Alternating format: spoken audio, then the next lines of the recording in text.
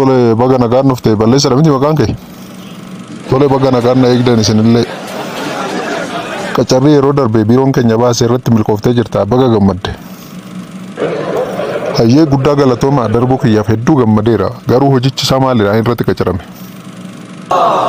Hojichi isaa qoricha dhamdhamuudha. Qoricha dhamdhamuu yeroo jettan naaf hin galle maal jechuudha? Qoricha dhamdhamuu jechuun akkuma beekamu warshaan keenya farra ilbiisotaa oomishaa ati immoo qorichi sun ajjeesuu baachuu isaa dhamdhamtee ilaaluudha farra ilbiisotaa sana jechuudha.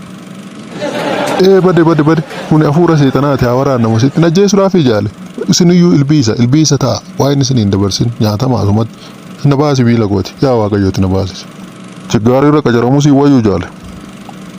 Chiggaarii si nyaata chiggaarii namaan jedha jechuudha. Chiggaarii noo nyaata maarree hoonan immoo warshaa kee kana gubeetu ofitti si dabaluu baadhe chiggaarii irratti si qacaran immoo dabaree kiyyaa.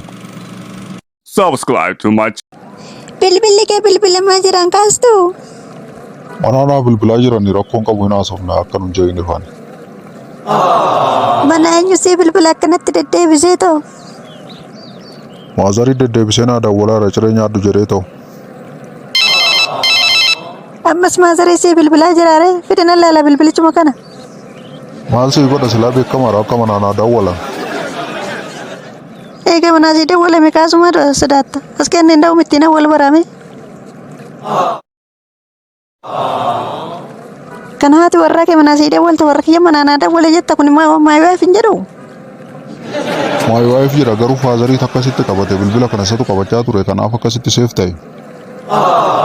Lakkoofsi kun kan hiriyaa kiyyaa kan gaaddisee miti. Gaaddiseen ergamame haadha kee taate ana gowwoomsuu keeteeti saree.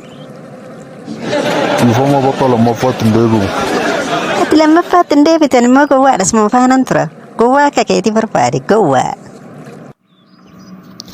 Qoosaan ammas initti yoo tole like, share, follow godha akkaawuntii. YouTube'in immoo jira. Subscribe godha isinitti himeera.